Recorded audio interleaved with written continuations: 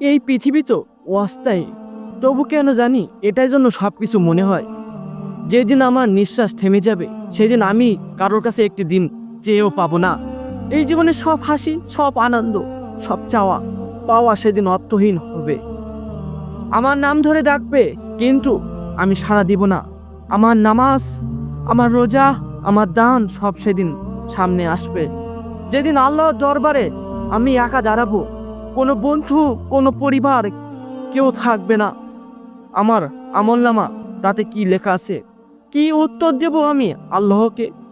হে আমার প্রভু, আমি তো জানতাম এই দিন আসবে, কিন্তু কেন আমি প্রস্তুত হলাম না? হে আল্লাহ, তুমি আমাকে ক্ষমা করো। তুমি তো পরম দয়ালু, পরম ক্ষমাশীল।